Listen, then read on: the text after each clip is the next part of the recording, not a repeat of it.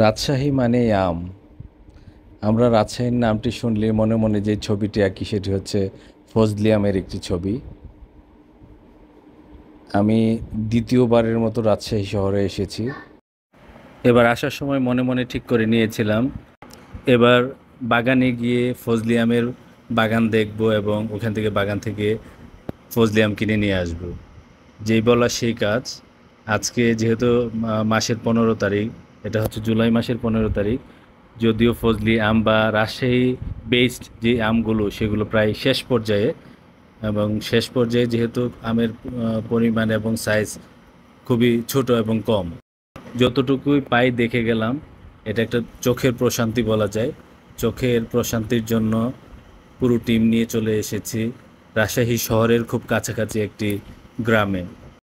আমরা যখন এই বাগানে এসেছি তখন এই বড় একটি গাছ থেকে আম পেড়ে মাত্র নিচে রাখা হয়েছে। আর এই আমগুলো যে পাড়া হয়েছে এই গাছটির বয়স প্রায় 100 বছরের উপরে, প্রায় বছরেরও উপরের একটি গাছ থেকে আমরা আম পাড়া দেখলাম। এই যে আমার পিছনের যে গাছটি সেটি 100 বর্ষ পুরনো।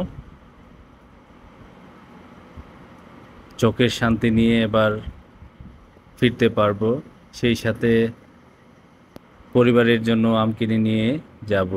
এই হচ্ছে আমের সাইজ। এবং যারা চাষি তারা বলছে যে যেহেতু পুরনো গাছ, এই গাছের আম মিষ্টি হবে। আমরা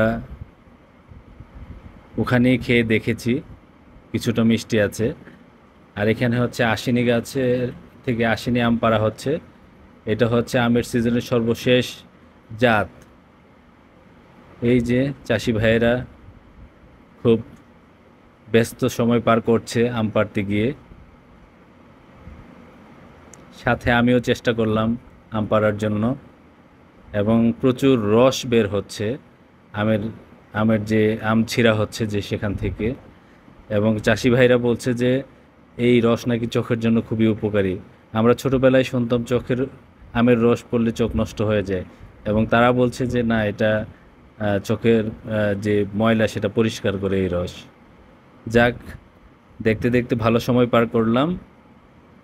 এবারে রাজশাহী ভ্রমণ স্মরণীয় হয়ে থাকবে আম বাগানে আসার কারণে। আমি যদিও প্রথমবার এই ধরনের আমের বাগানে এসেছি এবং বাগান থেকে সরাসরি আম পেড়ে সেটা খেয়েছি, এবং আহ, ভালো একটি সময় পার করলাম আলহামদুলিল্লাহ। ছোটবেলার নিজেদের গাছ থেকে আম পাড়ার অনুভূতি এখনও মনের মধ্যে দাগ কাটে। প্রচুর আম আমরা পেড়েছি নিজেদের গাছ থেকে।